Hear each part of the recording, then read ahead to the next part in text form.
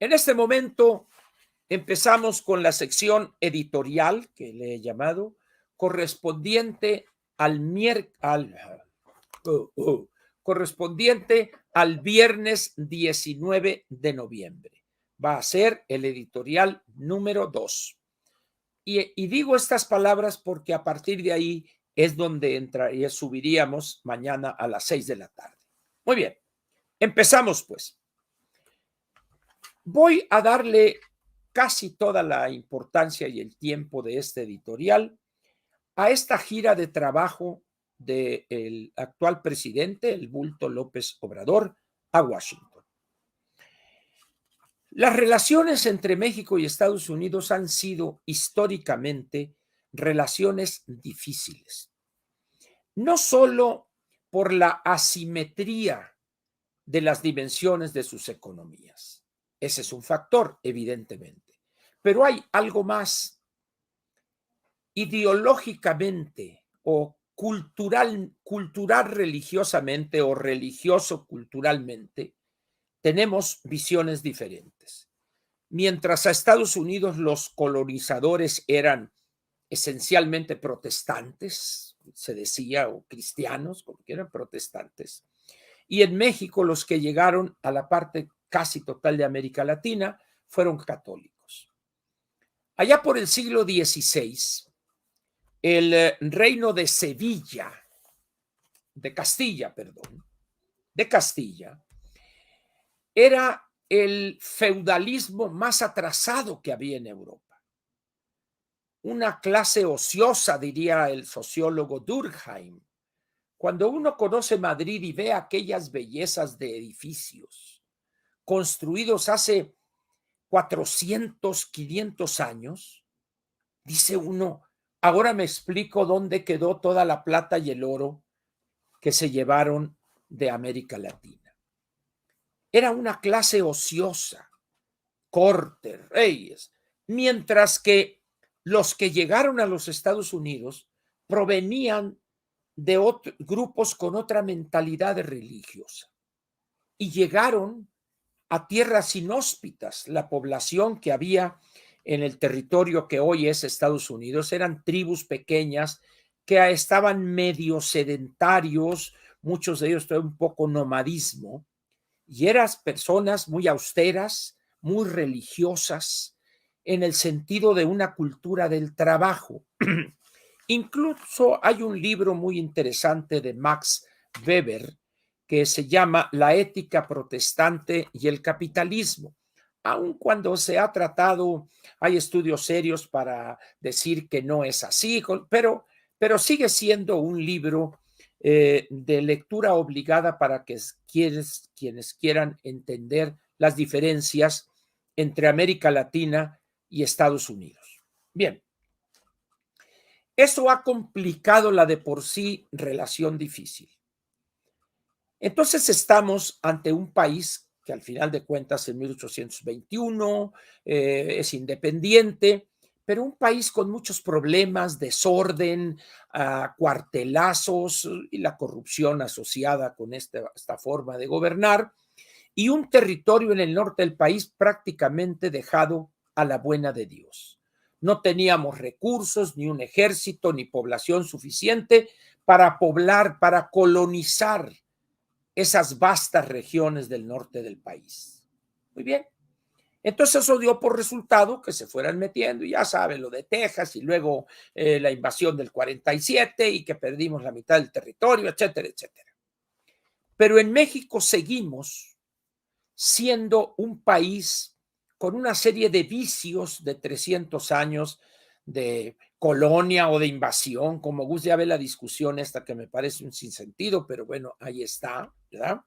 Entonces, todos estos elementos siempre han hecho que la relación sea difícil entre el gobierno mexicano y el gobierno norteamericano, y no se diga la imagen que estos gobiernos, el gobierno mexicano, ha construido del gobierno norteamericano y en general de ese país, y más después de la pérdida de la mitad del territorio.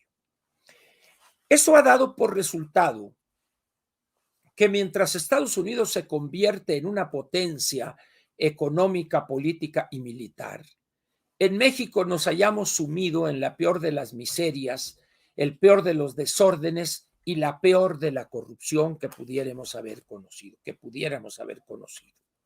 Y eso dura a la fecha. Muy bien. Entonces, en esas condiciones, hay una serie de elementos que vale la pena comentarlos. ¿Cómo debe llegar un gobernante de algún país latinoamericano y específicamente de México, por esto que comentamos hace un momento? ¿Cómo debe llegar a Washington en una visita de trabajo? Porque no fue una visita de Estado, esa tiene un protocolo diferente, en una visita de trabajo. Entonces, debe de llegar primero con firmeza. Debe ser un gobernante que llegue y se plante con la voz completa. Que lo que va a decir lo diga bien y claro. ¿Qué traes, cabrón? ¿Qué no? A mí no, porque México esto y esto, y México es grande, y viva la gran Tenochtitlan, y también San José de Bacum, por supuesto. Con firmeza. Segundo, con dignidad. Su aspecto, su presencia, su conducta, su actitud debe ser la de un gobernante, de un jefe y un jefe de Estado, en México son las dos cosas en una persona, que representa a ese país, a esa sociedad y a ese gobierno con firmeza y con dignidad. Pero otra cosa muy importante también, con inteligencia. Un gobernante pendejo que llegue a Washington lo van a hacer carne molida para hamburguesas.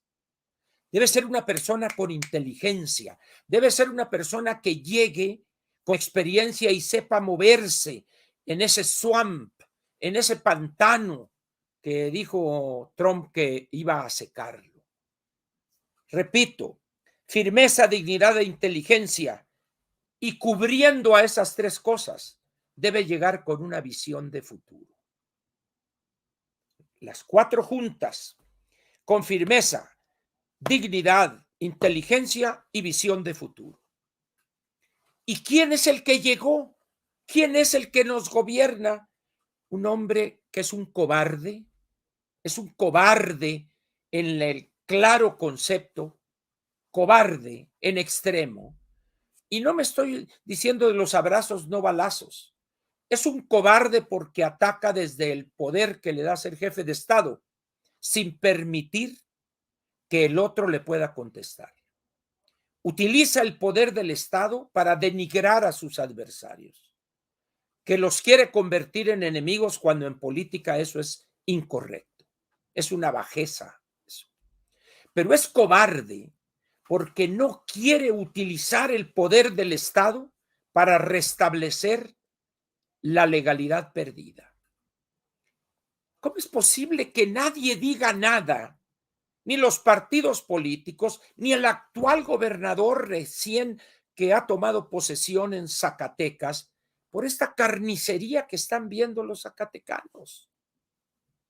Tiene más cojones la senadora Claudia Ayala, que con todo respeto, Ricardo, que tu hermano.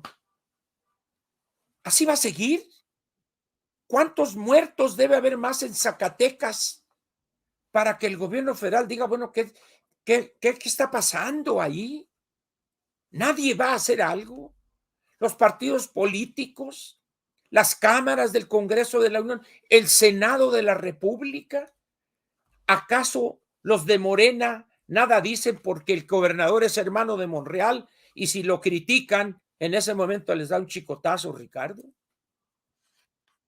Y el jefe de todos ellos es el cobarde mayor, López. Ese individuo payaso, irresponsable, irrespetuoso con la investidura presidencial, es el que va a Washington. Empieza con un ridículo completo, llega en un avión de línea y ahí va y todo. Y esto lo digo con todo respeto. Yo creo que ni el presidente de Guatemala llega en esa forma. Pero ahí va. Muy bien. con una bola de inútiles, empezando por la señora Tatis y Marcelo convidado de piedra, con los ojos acá de loco para acá, y otro por allá, y todo que no sirven para nada. Y un señor Garduño, que era el de cárceles, y ahora está ahí con la cosa migratoria. Puro bueno para nada. Entonces dice uno, ¿cómo es posible esperar aquella cosa grandiosa? Es esto. Y luego Ciro Gómez Leiva, había 3 estadistas ahí juntos, pues yo no sé quiénes eran. Si de estadistas se trata, pues yo vi a Biden y vi a Trudeau, pero al otro, ¿a quién vi ahí yo en esta reunión? Vamos a ver. ¿Ustedes creen que este individuo, véanlo ustedes bien, representa al gran país que es México? Véanlo. Está zurrado de miedo ahí. Así, ahí está, véanlo ustedes. Mírenlo, aquí está más amplia la foto. Ahí está. Bueno, estaba tan asustado que ni siquiera pudo parar cada 2 minutos, 2 minutos y medio, o cada 2 párrafos para que la intérprete pudiera traducir. Se fue de largo en sus 7 minutos de intervención. ¿Y qué va? ¿Qué lleva, López? Aquí viene la parte más interesante. Hay personas que dicen que fue una gran reunión porque se dijeron cosas y se aprobaron y cosas. Miren, Sergio Negrete, en su colaboración en el periódico El Financiero de hoy, 19 de noviembre, escribió una joya del periodismo, una columna que le ruego, le suplico que terminando esto, entre a la página del Financiero y la lea. Se llama 2 líderes y un mendigo. Eso es lo que vimos ahí. 2 líderes, cada uno en su país, y un mendigo va a pedir. Muy bien. Pero dice uno, a ver, hay una declaración, lo que sería el comunicado conjunto, que está plagado de lugares comunes, los de siempre, de tal manera que eso no refleja lo que realmente sucedió adentro. Ya empezaron algunas filtraciones, ya empezaron, parece un manotazo de Biden ante el problema de la inseguridad en México y el combate al crimen organizado y desorganizado. Pero antes de eso, comento otro aspecto que pinta a este individuo que no tiene ni la firmeza, ni la inteligencia, ni la dignidad, ni nada.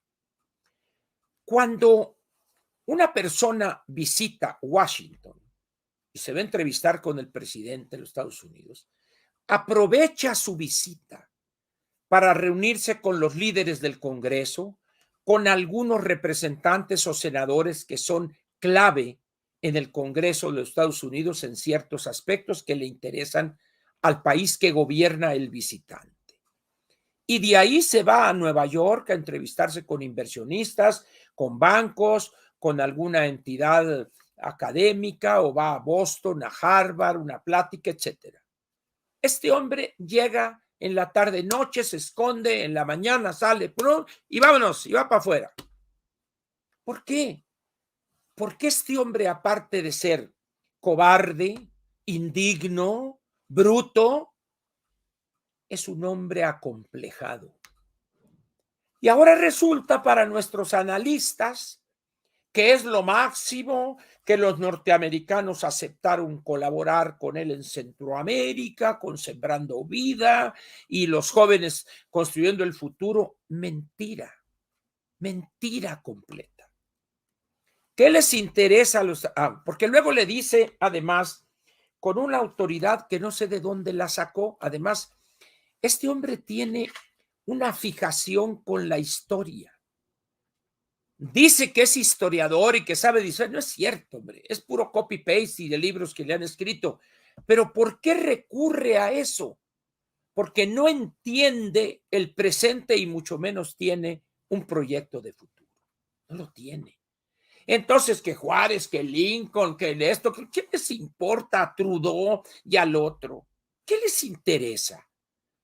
Trudeau va y dice, y llega con el Congreso, a ver qué tranza con los vehículos eléctricos, ese subsidio que les van a dar nos afecta a nosotros. ¿Y qué pasa con los productos lácteos? Y esto y el otro. El vato va a defender los intereses de su país y toca la puerta decisiva para esos temas, que es el Congreso. ¿Y qué hace este hombre? Nada. Fíjense ustedes nomás para que vean lo absurdo de esto. AMLO pide a Estados Unidos y Canadá eliminar prejuicios contra migrantes. Yo le diría, oiga, señor, ¿por qué no busca eliminar el racismo que hay en México y el desprecio a los migrantes, empezando por su gobierno? Pero hay esto. En las relaciones internacionales, cuando un gobernante llega a pedir algo, tiene que dar a cambio algo. Pero resulta que este señor llega, dejen el prejuicio los migrantes. A ver, señor, usted se ha pasado ofendiendo a compañías canadienses y norteamericanas junto con españolas, francesas, etcétera, donde dice que han venido a saquear, etcétera, etcétera. Se ha coludido y ha sido cómplice de sinvergüenzas como Napito, como Pedro Ace, etcétera, que han sitiado empresas mineras canadienses al grado tal de que incluso alguna de ingeniería en un gasoducto que dijo mejor, ay, quédenselo, hagan lo que quieran con él y yo me voy, porque con esta corrupción de estas autoridades no puedo, no me hacen caso. Y luego llega y les quiere decir que quiten el prejuicio contra los migrantes. Dices, a ver, pero ¿cómo es posible después de lo que has hecho?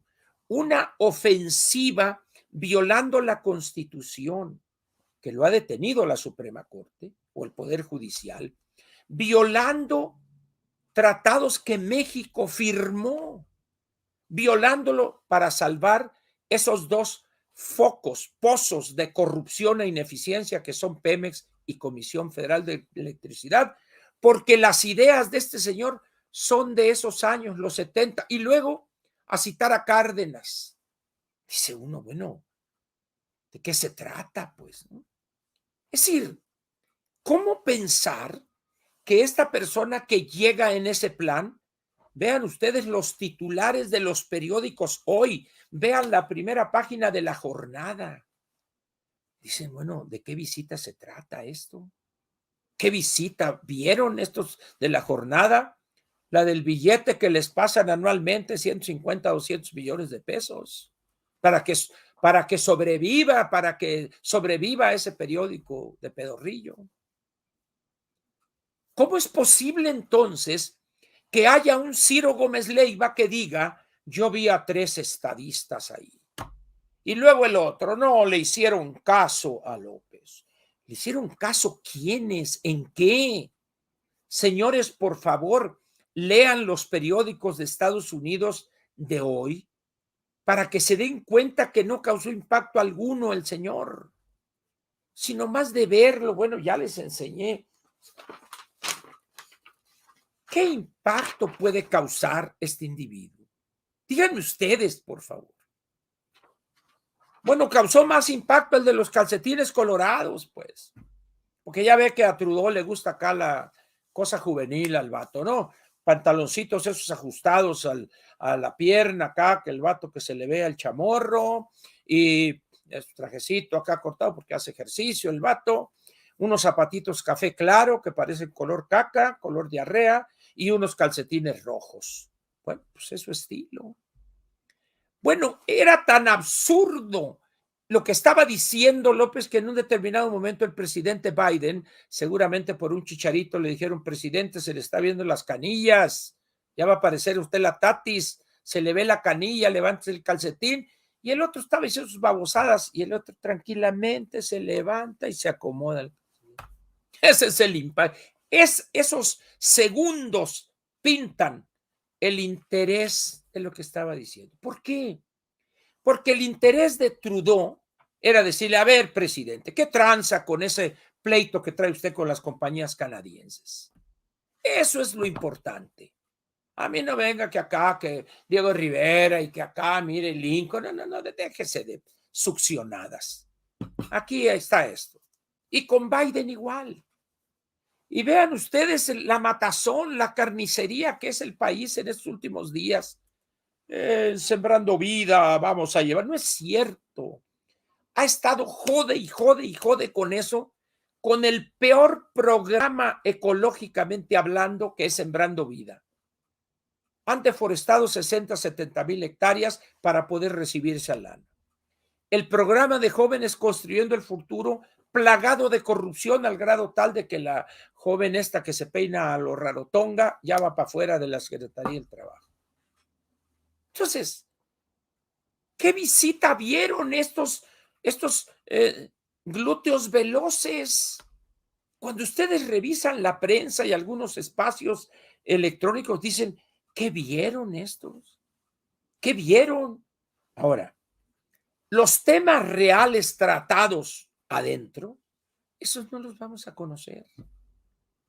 Entonces, todo esto, miren, aquí tengo el comunicado conjunto para que digan ustedes que no lo leen. Aquí está. Aquí está. Dice, Building Back Better Together, a Secure Prosperous North America. Pues construyendo de nuevo una mejor unidad o mejor juntos, una próspera y segura América del Norte. ¿Ustedes creen que López puede aportar algo a una Norteamérica segura? ¿Por qué no ven ustedes el trato a los delincuentes? Nomás le falta sentarse a jugar dominó con ellos, hombre, a comer tamales de chipilín. Es decir, ¿cómo puede haber alguien tan obtuso o tan sinvergüenza que festine es que acá y lo que se logró? No se logró nada. No se logró nada. Todas estas son generalidades. Y ahí le va otro tema que tiene que ver con la visión de futuro. Una de las estrategias económicas o modelo de desarrollo económico que nos dejó en la olla fue esa baratija que vendieron los de la CEPAL durante varios decenios de la sustitución de importaciones, crecimiento hacia adentro. Eso nos dejó postrados con una industria atrasada, etcétera, etcétera. ¿Y saben ustedes qué fue a proponer este individuo? Fue a proponer revivir la sustitución de importaciones. Y luego dijo algo más, es que debemos nosotros producir todo lo que consumimos. A ver, señor, ¿que no hay alguien ahí al revisar el discurso que le explicó el daño que le causó a la Europa en los siglos XVI, XVII y parte del XVIII, que le dañó el mercantilismo? El mercantilismo esencialmente es una política pública, una estrategia que considera que hay que exportar más de lo que se importa para tener un superávit en el intercambio comercial. Pero ¿qué sucede si le hacen caso a un orate y a un ignorante como López? ¿Qué va a pasar con la Unión Europea? No te compro. Y yo lo mío, o sea, por eso es inviable, por eso causó un daño el mercantilismo. Bueno, hay toda una visión de David Ricardo, las ventajas comparativas, competitivas. Ya se demostró que los países deben concentrarse en aquello en lo que son más eficientes, venderlas allá para poder adquirir las otras cosas que hay otros países que lo hacen mejor, más bonito, más avanzado y más barato que nosotros. Pero que este hombre venga en el tercer decenio del siglo XXI a abogar por la sustitución de importaciones, dice uno, ¿y sabe usted quién se ha evidenciado esa estupidez económica? Solamente dos personas. Sergio Negrete, que está en esta colaboración, dos líderes y un mendigo, un profesional de la economía, y Ángel Verdugo. Los demás, mírenlos, calladitos. Y hay muchos periodistas económicos en México que criticaron cuando éramos una economía cerrada, ese modelo de sustitución de importaciones. Cuando cae el país en ruinas, el modelo hecho polvo, por eso nos abrimos, por eso empezamos a construir una economía de mercado. Y hoy, mírelos, calladitos. Eso es falta de cojones. Ya no digo cataplines porque luego se le avientan a Paco que no, que ya se rajó Paco, ya vamos a dejar pues a Paco. Ya. Les faltan cojones para decir las cosas. Y ahí están. No, que fue, y que le hicieron caso, dice un periódico, creo que La Jornada, no sé cuál otro, le hicieron caso a López. ¿Le hicieron caso quiénes? ¿Quién le hizo caso? Resumiendo, pues, la visita, desde mi punto de vista, evidenció el fracaso que es este gobierno del Bulto López. Una persona que está al frente de ese gobierno ignorante, cobarde, sin inteligencia, sin experiencia en las relaciones internacionales y además con una visión de antepasado. Ni siquiera se fue a los años 70, se fue al año 1800 o fines del siglo XVIII. Dice uno, Dios mío querido. Bueno, ese es el que hoy muchos comentaristas aplauden y él fue allá. No es cierto. No digo que la visita fue un fracaso, sino fue la ratificación de un pésimo gobierno que es el gobierno mexicano. Repito, fue la ratificación de que padecemos un pésimo gobierno, encabezado por un ignorante, por un cobarde, por un bruto, por un inexperto y medio loco. Y se ha rodeado de un grupo más o menos similar. Más o menos similar. En esas condiciones, pues, mire, cuando él plantea esta cosa de, ay, que los migrantes, porque esa es la fuerza de trabajo que no tienen ni Canadá ni Estados Unidos. Querer hablar de ese tema que tiene una relación directa con la demografía, un ignorante, un burro en reversa como el Bulto, es de chistes. Dice uno, no puede ser esto. No puede ser. Pero sí, como dice un buen amigo, sí puede ser. Repito mi resumen de esa visita.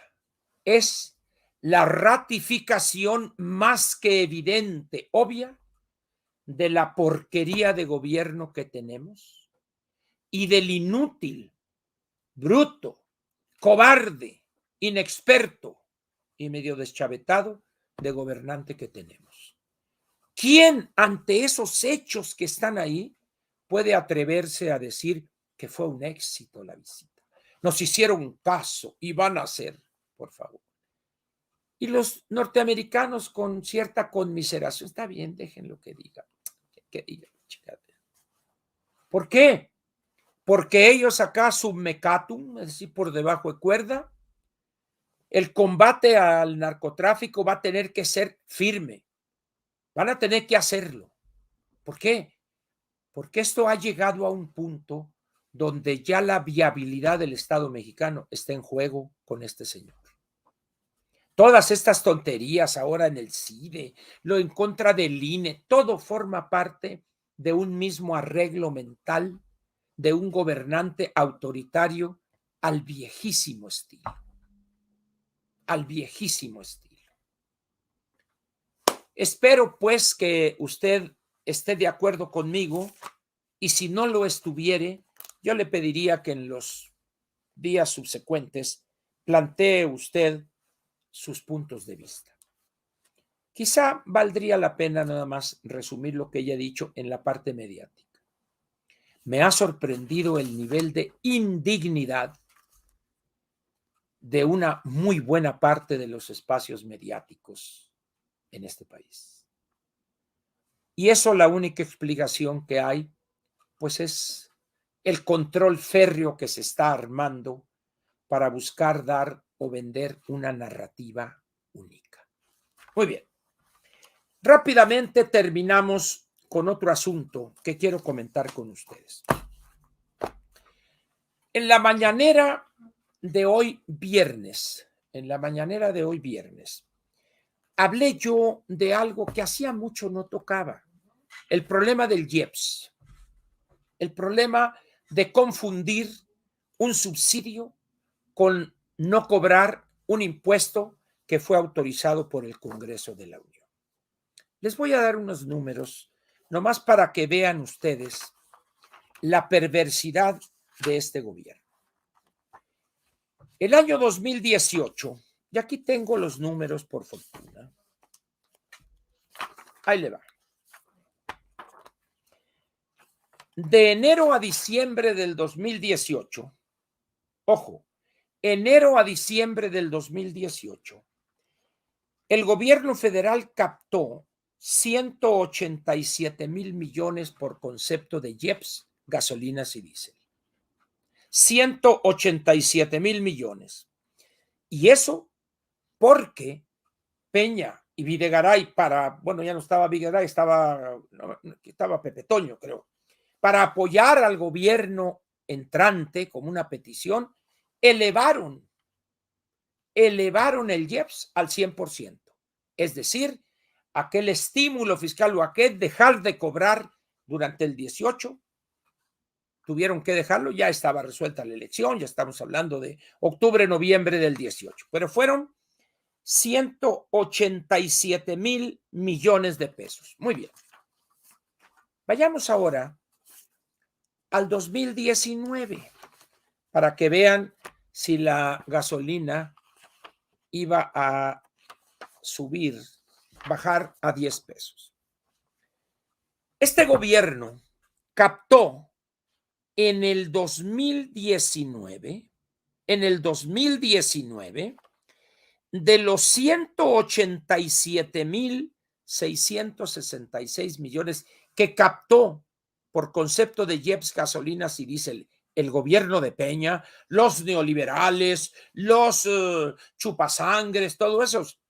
¿Y saben ustedes cuánto captó el gobierno de primero los pobres? Debe bajar la gasolina a 10 pesos. A 297,000 millones de pesos. De 187,000 a 297,000. El 53% en términos reales, es decir, quitándole la inflación.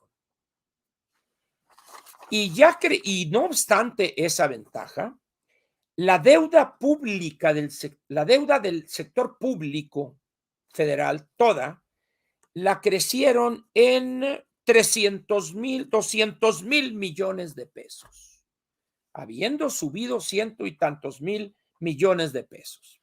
¿Y por qué lograron esto? Porque el IEPS, ¿sabe qué porcentaje fue de estímulo en el 2019? Aquí se lo voy a decir. Aquí tengo los datos completos sacados de todos los documentos de Hacienda. ¿Saben ustedes cuál fue el porcentaje? 0%. 0% de estímulo. Hubo ahí unas cuantitas semanas de un estímulo del 13%, pero básicamente fue el 0%. ¿Y saben ustedes cuál fue el porcentaje de estímulo? Es decir, dejar de cobrar el IEPS. 0% el 2020. ¿Y eso qué significó? Que el 2020 este gobierno de primero los pobres y que no va a haber gasolinazos, captó 299,000 millones de pesos. Es decir, 300,000 millones de pesos. Todo el año fue 0%. Y la deuda, que había sido 2 años antes 10,829,000, ya era para diciembre del 20, 2 años después, 12,130,000 millones de pesos. Es decir, 1,300,000 millones de pesos. ¿Qué le parece a usted? Esa es la perversidad de esto. Pero alguien me dirá, oye Ángel, pero fíjate que este año ha bajado el IEPS. No, no ha bajado el IEPS. Han dejado de cobrarlo. Pero ¿sabe usted por qué lo han dejado de cobrar? Y le digo, la perversidad. Cuando pusieron el 0% de estímulo, es cuando el precio del barril de petróleo estaba abajo. Podían haber bajado ellos sin problema alguno el IEPS, pero ni madres, al 100%. 4.95 todo el año. Ahora bien, ¿ha bajado este año? Sí. ¿Y por qué ha bajado? Porque ha subido el precio del petróleo. Y si dejan el 5 pesos 11 centavos para la gasolina verde, ahorita la gasolina verde regular o magna, como quiera, estaría costando no 21.50, sino quizá 24 pesos y se les vendría abajo el mundo a este gobierno de perversos y de mentirosos. Esa es la realidad de las cifras del IEPS, que este gobierno intenta venderles a los ingenuos, por no llamarles de otra manera. Valdría la pena, pues, que en este tema, que lo voy a estar tocando yo cada viernes otra vez, cuando aparezca en el diario oficial, cuál va a ser el porcentaje de estímulo para la siguiente semana. Así como le hice con Pascal casi 4 años, aquí lo voy a retomar cada viernes para que en Platica con Ángel comentemos ese tema y demos un panorama. Con estos dos grandes temas, el de la visita a Washington y este tema del IEPS y su uso perverso por este gobierno, mentirosos que son, falsarios, termina aquí la parte editorial de Platica con Ángel correspondiente al viernes 19 de noviembre del año 2021. Esta parte ustedes la podrán ver otra vez si están interesados mañana a partir de las 6 de la tarde en Ángel Verdugo Canal. Nada más esta parte, la parte editorial.